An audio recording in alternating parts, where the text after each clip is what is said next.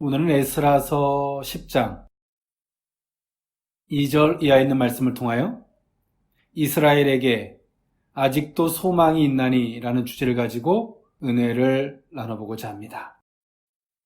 우리의 소망 어디 있을까요? 가능성? 그럴 수 있습니다. 그러나 우리가 가지고 있는 어쨌든 남아있는 여지, 에너지, 의지, 여러 가지들이 있을 수 있어요. 그러나 신앙인들에게 있어서 소망의 대상은 하나님인 줄 믿습니다. 그리고 우리가 그 절박한 끝이라고 생각했을 때 우리는 그 끝에서 많은 사람들은 더 이상 없다라고 생각했을 때 극단적 선택과 생각을 하게 되는데요. 하나님의 사람들에게 있어서 그 끝에서 이제 내가 더 이상 할 수 있는 게 아무것도 없어 라고 했을 때 거기서 우리가 소망의 대상이 될 수 있다는 것, 그 대상 하나님일 수 있기를 원합니다. 오늘 그 소망의 대상을 하나님으로 삼는 사람들은 하나님을 의지의 대상으로 삼았기 때문에 가능한 일이겠죠.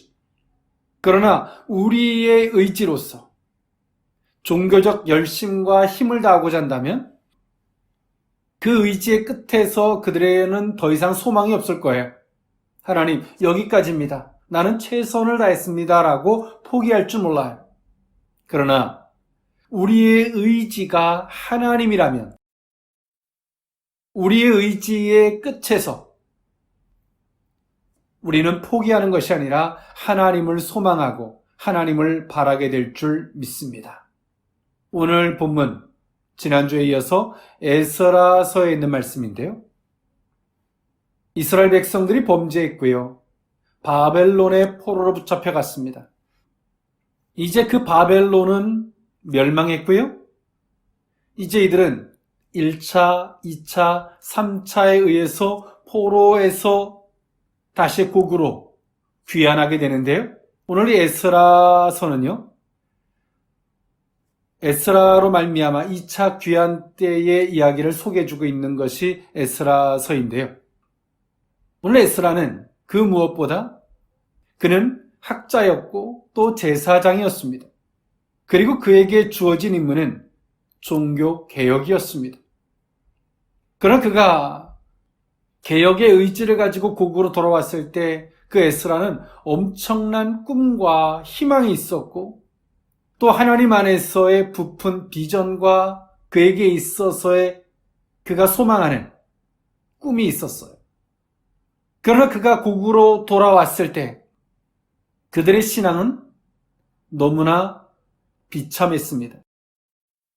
그 비참한 것 중에 하나의 요소는 오늘 그들이 포로에서 귀환되어진 이스라엘 백성들 중에서도 바벨론으로 붙잡혀가지 아니하고 이방인과 같이 혼합되어져 살던 사람들이 있었는가 하면 이제 포로에서 귀환되어 왔던 사람들, 그들은 구별되어 있었거든요.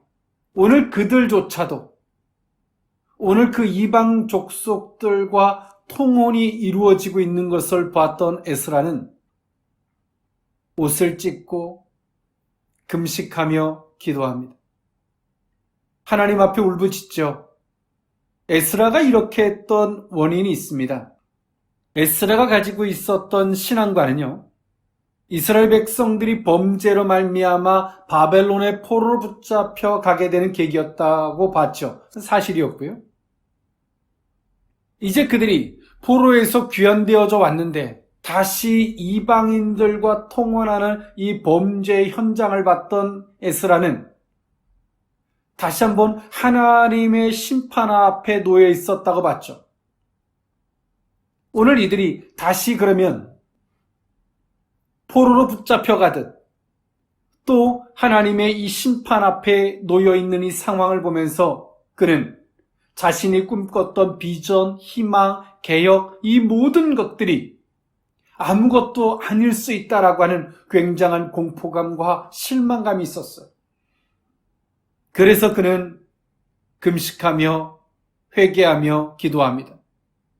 왜냐하면 백성들의 죄는 선지자들의 책임이라고 봤던 에스라는 실망하고 좌절도 됐지만 그들의 죄악을 끌어안고 기도합니다.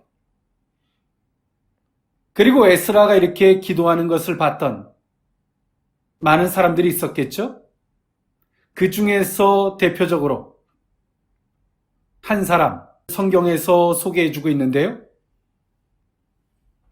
에스라서 10장 2절에 있는 말씀이죠. 엘람의 자손 여히엘의 아들 스가냐를 소개해주고 있습니다. 많은 사람들이 있었지만 오늘 엘람의 자손 여히엘의 아들 스가냐가 나서서 에스라를 위로합니다. 우리가 우리 하나님께 범죄하여 이 땅 이방 여자를 맞이하여 아내로 삼았으나 이스라엘에게 아직도 소망이 있나니라고 에스라를 위로했습니다. 오늘 스가냐가 했던 말이 오늘 본문의 제목인데요. 아직도 소망이 있나니 그 의미를 세 가지로 나누어 살펴보고자 합니다. 첫 번째로는 하나님의 소리에 귀를 기울이고자 하는 자세가 있기 때문입니다. 에스라서 10장 1절 2절에 있는 말씀인데요.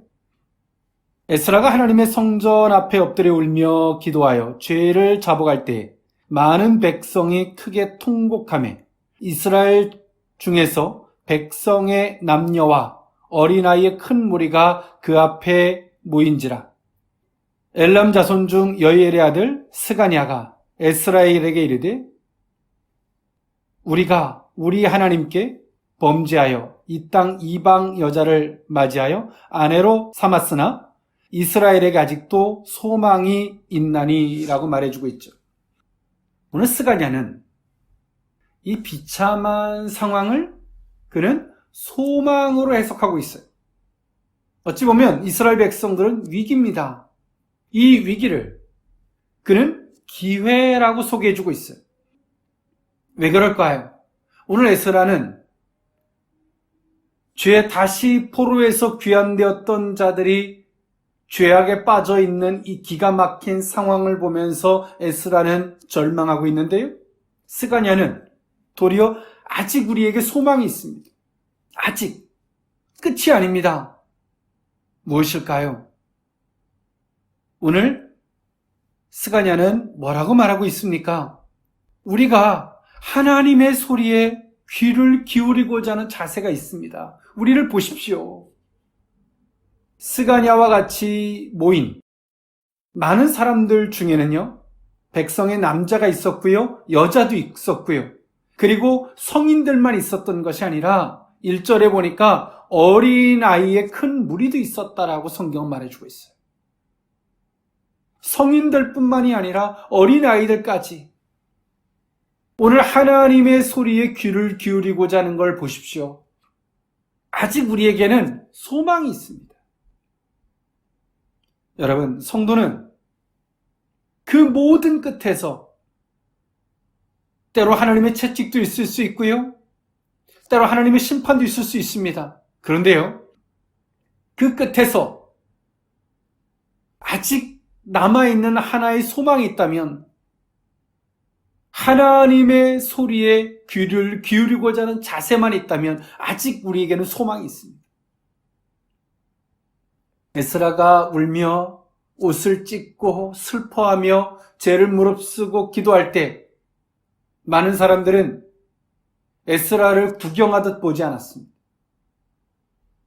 에스라를 바라보는 오늘 포로에서 귀환되었던 이스라엘 백성들은 에스라를 구경으로 보지 아니하고 하나님의 음성으로 에스라를 바라봅니다. 오늘 우리에게 주어진 이 모든 상황들, 때론 목회자든 말씀을 선포하는 많은 이들이든 그 모든 것들을 구경하듯 바라본다면 정말 우리에게는 소망이 없어요. 그러나 그 모든 것을 하나님의 소리로, 하나님의 음성으로 우리가 귀를 기울인다면 때론 정치가 무너지고 경제가 무너지고 기가 막힌 상황이 우리 가운데 있다 할지라도, 더 이상 희망이 보이지 않는다 할지라도 우리에게는 소망이 있습니다. 하나님이 우리를 위하시면 회복할 수 있기 때문입니다. 오늘 스가랴는 에스라가 기도할 때 남녀와 어린아이들조차도 에스라가 하는 행동을 구경으로 바라보지 않았어요. 하나님의 소리로 귀를 기울였습니다. 그리고 오늘 스가랴는 대표적으로 나서서 에스라를 위로하고 있습니다.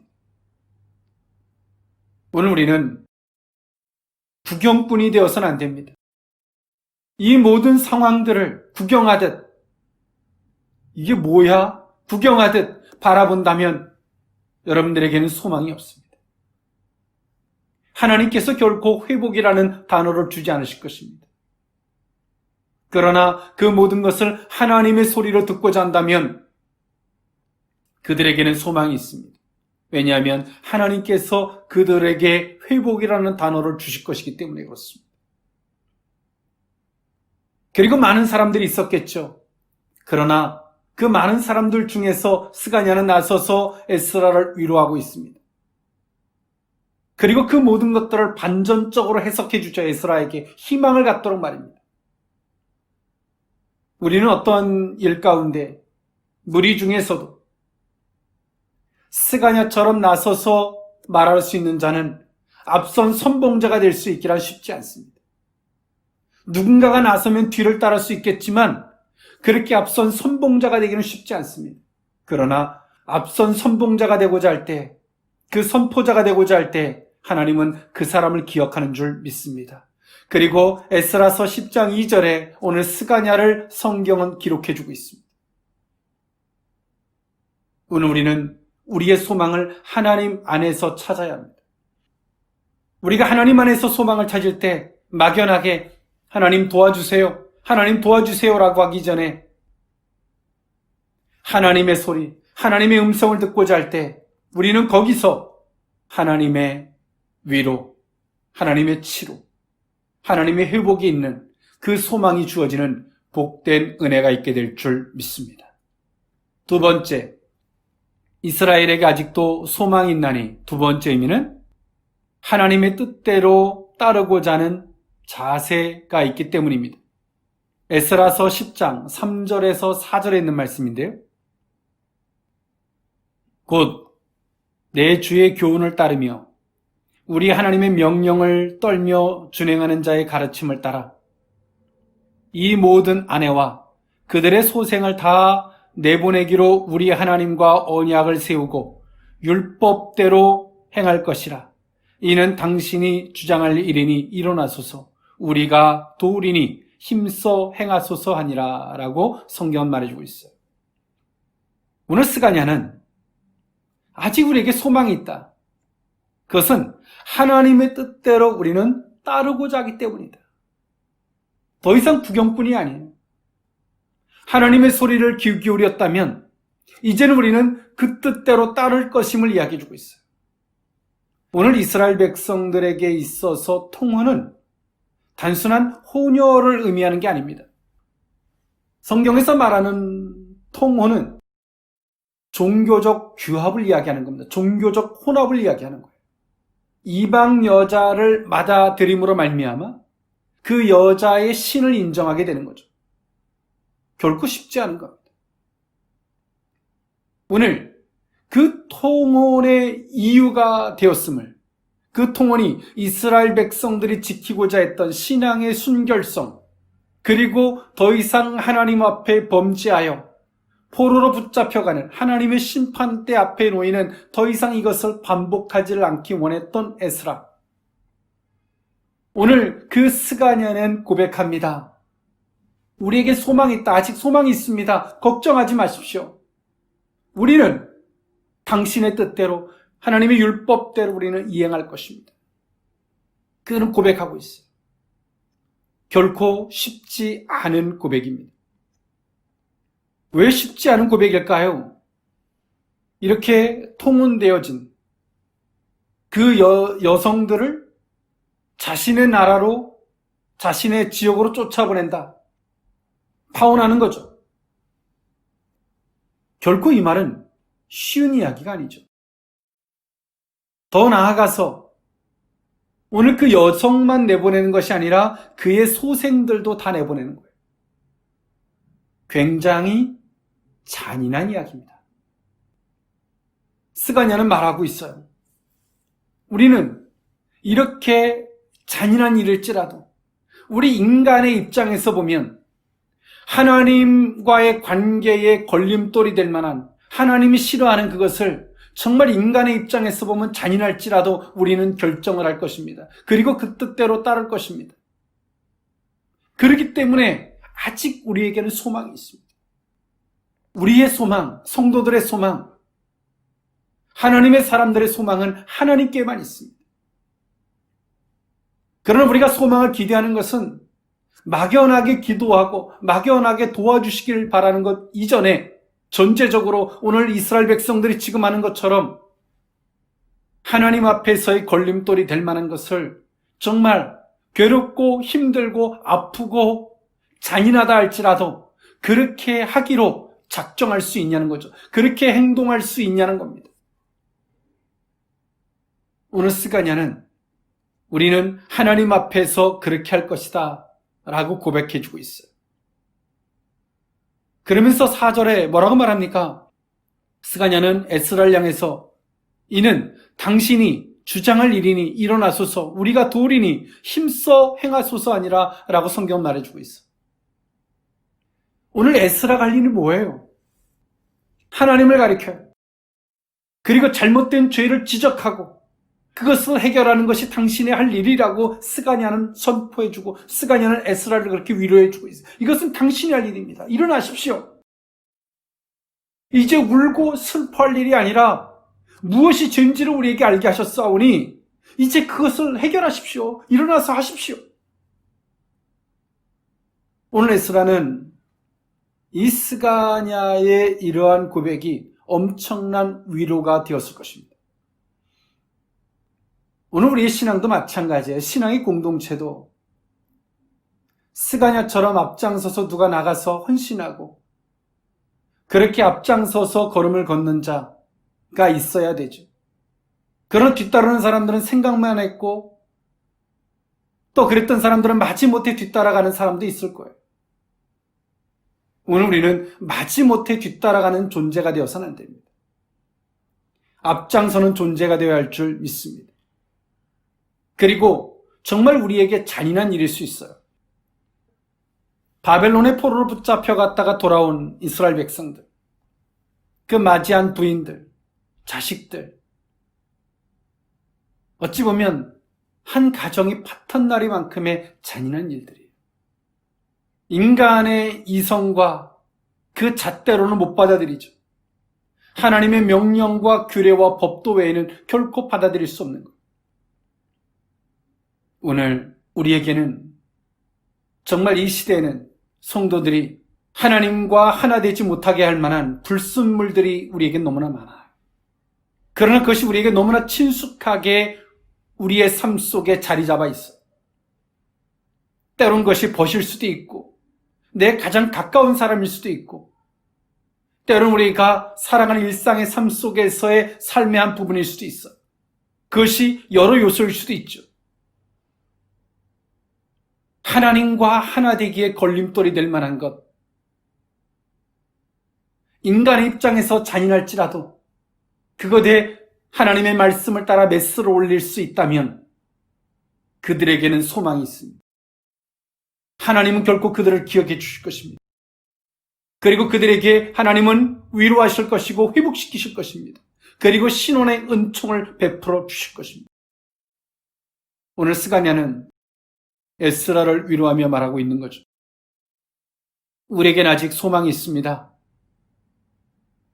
우리는 하나님의 뜻대로 하나님의 말씀을 따를 것입니다. 당신이 우리에게 가르치는 그 하나님의 말씀을 우리는 따를 것입니다.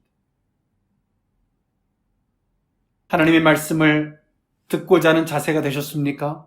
그렇다면 들었던 그 말씀을 인간의 입장에서 잔인할지라도 그 말씀을 따르고자 하시겠습니까?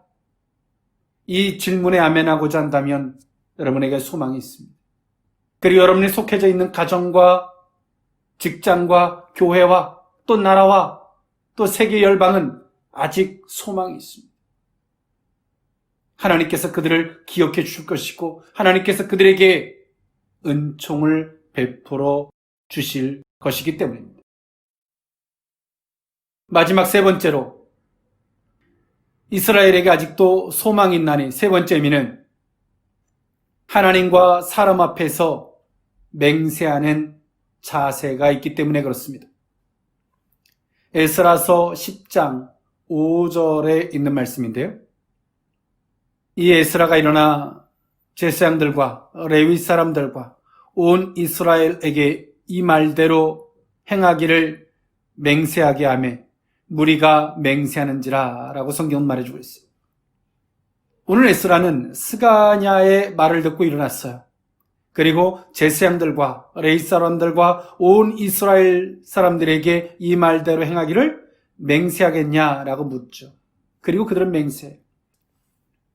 하나님과 사람 앞에서의 사람과의 맹세입니다.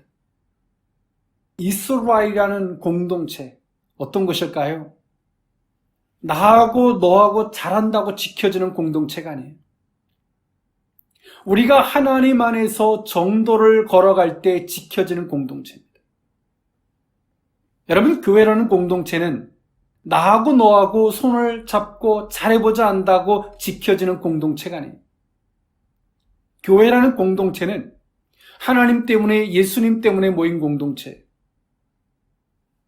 그래서 오늘 이 교회라는 공동체가 잘 되려면 우리는 하나님과의 고백이 있어야 되고 사람과의 고백이 있대 하나님과의 정도를 서로가 지키겠다라고 하는 이 고백이 있어야지 되는 거예요.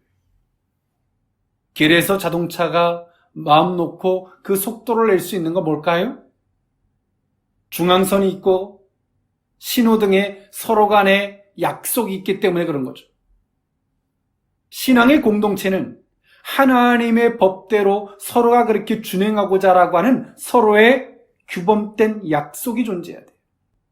나 혼자 잘해보는 곳은 교회가 아니에요. 오늘 이스라엘 백성들은 바벨론에서 포로에 붙잡혀갔다 돌아온 이들은 죄악의 결과가 얼마나 무서운 줄 알아요. 그러나 얼마 못 가서 다시 죄악에 놓여서 이들은 헤매이고 있어요. 오늘 이들은 여기서 결단하지 못하면 이들은 또 바벨론의 포로와 같은 잔인한 일들이 이들 삶에 기다리고 있겠죠. 이후에. 그러나 오늘 에스라는 스가냐의 말에 위로를 받고 그는 하나님과 성도들 간의 맹세를 요구하고 있어요. 지금 한국 교회가 이렇게 힘들어진 이유가 뭘까요? 성도들과 성도들 사이에 세상에서의 신이 그것을 주제로 바라봐요. 성도들과 성도들 사이에서 그 가운데 하나님의 규례와 규범 안에서의 대하는 이 정도가 사라진 거예요. 세상의 것을 흉내내고 있어요. 어찌 보면 깡패들이 말하는 논리처럼 교회 안에서의 의리를 이야기합니다. 우리는 의리와 신의를 논하는 관계가 아니에요. 우리는 신앙 안에서 하나님 안에서 그 맹세를 하고 하나님 안에서 그 맹세된 것을 지켜가는 고유적 존재입니다. 그럴 때 하나님 우리 사이에 화평이 있을 것이고 평화가 있을 것이고 하나님이 책임져 주시는 그 은혜가 있게 되는 줄 믿습니다. 오늘 그렇기 때문에 그 안에 아직 소망이 있다는 거예요. 아직 소망이 있다. 오늘 에스라는 그는 여기서 맹세하고 그 맹세에서 멈추지 않습니다. 그는 계속해서 행동으로 옮겨요. 왜일까요? 죄를 해결하지 않고서는 그 뒷단에 올 여러 가지 아픔의 요소들을 에스라는 너무나 잘 알고 있었어요. 왜? 바벨론의 70년의 포로라는 것을 경험했던 에스라. 하루빨리 이 죄악을 해결해야죠. 그래서 에스라는 이야기합니다. 사람들을 모으라. 3일 안에 만약에 오지 않는다면 너희들이 가지고 있는 재산의 권한을 다 빼앗겠다. 그리고 사로잡힌 자 중에서 돌아온 구별된 그 회에서 너희들을 다 내쫓겠다. 에스라는 특단의 조치를 계속 이어갑니다. 에스라서 10장 6절에 보니까 이 에스라가 하나님의 성전 앞에서 일어나 엘리아삽의 아들 여호하난의 방으로 들어가니라. 그가 들어가서 사로잡혔던 자들의 죄를 근심하여 음식도 먹지 아니하며 물도 마시지 아니하더니, 에스라는 그들이 맹세했다고 해서 아직까지 해결되지 않은 걸 알아요. 결단했다고 해결된 것은 아니거든요. 여전히 에스라는 마음이 초조합니다. 그리고 그 다음 단계를 이어갑니다. 7절에 보니까 유다와 예루살렘에 사로잡혔던 자들의 자손들에게 공포하기를 너희는 예루살렘으로 모이라. 8절 누구든지 방백들과 장로들의 훈시를 따라 3일 내에 오지 아니하면 그의 재산을 정몰하고 사로잡혔던 자의 모임에서 쫓아내리라 하매라고 성경 말해주고 있어요. 사로잡혔던 자들이 돌아와서 그들이 머물고 있었던 그 지역들은 3일 내에 다 모일 수 있는 거리에 그들은 있었어요. 그리고 3일 내에 모이지 않는다면 그들의 재산을 다 정몰하겠다는 거예요. 권한을 다 빼앗겠다는 거죠. 그리고 사로잡혔던 자의 모임에서, 구별된 모임에서 그들을 쫓아낼 것이다. 그리고 두 번째 시험이 오는데요. 9절에 보니까 유다와 베냐민 모든 사람들이 3일 내에 예루살렘에 모이니 때는 9째 달 20일이라. 무리가 하나님의 성전 앞 광장에 앉아서 이 일과 큰 비 때문에 떨고 있더니 라고 성경은 말해주고 있어요. 이때는 큰 비가 내리는 우기입니다. 장마철과 같은 거죠. 오늘 장마철이면 사람들이 어떻게 할까요? 많은 사람들이 모이니까 상황을 핑계대죠. 다 좋습니다. 다 동의합니다. 그런데 지금은 아닌 것 같습니다. 조금 이따 합시다. 하나님의 말씀은 우리는 상황에 빗대어 가서는 안 됩니다. 오늘 모였던 사람들은 두 가지 때문에 떨었어요. 첫 번째로는 하나님의 엄중함 때문에 떨었고요. 두 번째로는 큰 비 때문에 떨었습니다. 그리고 이 일에 안 하겠다는 것은 아니지만 조금 이따 하자. 이것은 하루 이틀에 해결될 수 있는 문제가 아니다 라고 반대하는 사람들까지 나타나게 됩니다. 그런데요, 여러분 어떻습니까? 하나님의 일은 고삐를 늦추면 반대 세력도 생기고요. 고삐를 늦추면 더 많은 상황들이 주어져요. 근데 에스라는 결코 이 모든 걸 늦추지 않습니다. 장마가 됐던, 어떤 이유가 됐던 속전속결로 그 일을 해결하려고 하죠. 우리가 소망하는 것들이 빨리 이루어지길 원하십니까? 어떤 상황과 이유에 숨지 마십시오. 하나님 할 것입니다. 그런데 내가 좀 바빠서요. 그런데 하나님, 내가 너무 안타까워서요. 이런 변명하지 마십시오. 소망이 빨리 이루어지길 원한다면 그 결정과 행동도 빨라야 되는 줄 믿습니다. 오늘 그렇게 통혼한 조사를 해보니까 통혼한 사람들이 약 112명이 존재했습니다. 그리고 112명 가운데는 대제사장의 손자도 포함되어 있었습니다. 대제사장의 손자가 포함되어 있었던 걸 보면 얼마나 이들의 신앙관들이 무너져 있었는지를 여실히 보여준다고 할 수 있겠죠. 우리가 소망하는 것은 막연하게 추종하거나 막연하게 소망하는 게 아니에요. 여러분, 우리가 소망하는 것은 실질적이 돼야 되고 우리가 소망하는 것은 사실적이 돼야 됩니다. 그 소망은 하나님께서 막연히 다가와 주기를 바라는 게 아니죠. 주님이 우리를 구원하실 때 우리에게 다가와 주셨어요. 찾아와 주신 거죠. 그 은혜를 맛본 자들은 이제 우리는 하나님께서 진리 가운데 거기 계세요. 약속 가운데 거기 계십니다. 그럼 우리는 어떻게 해야 될까요? 소망은 기다리는 게 아니에요. 그분께로 나아가는 것인 줄 믿습니다. 그러나 지금 어리석은 신앙인들은 소망하고 있어요. 하나님이 다가와 주기를. 예수 그리스도는 우리에게 가르쳐 주셨습니다. 그분께 나아가기를, 죄를 해결하고 하나님의 말씀에 어긋났던 것이 있다면 점검하고 순종하고 아멘하는 마음으로 나아가는 거예요. 오늘 이스라엘 백성들은 오늘 에스라의 명을 쫓아서 그들은 하나님이 때론 심판하기를, 하나님이 어떻게 회초리를 들기를 기다리지 않아요. 율법학자, 하나님을 깊이 아는 사람, 그리고 제사장이었던 에스라, 그의 명을 쫓아 나아가는 거죠. 오늘 이들에게 있어서 하나님을 아는 사람이 그들 가운데 있다는 걸 엄청난 축복이었어요. 그리고 하나님을 아는 사람의 말을 쫓아서 오늘 그들이 그 하나님의 심판, 그 위기를 모면할 수 있었다는 것은 엄청난 기회였습니다. 여러분, 우리에게는 아직 소망이 있습니다. 스가냐의 말과 같이 우린 아직 소망이 있습니다. 실망하고 좌절하기는 아직 이릅니다. 우리에게는 아직 소망이 있습니다. 하나님이 하시는 일을 더 이상 구경하지 마십시오. 하나님의 소리에 귀를 기울이십시오. 그리고 그 말씀에 순종할 수 있기를 원합니다. 그리고 하나님과 사람 앞에서 선포하고 약속하십시오.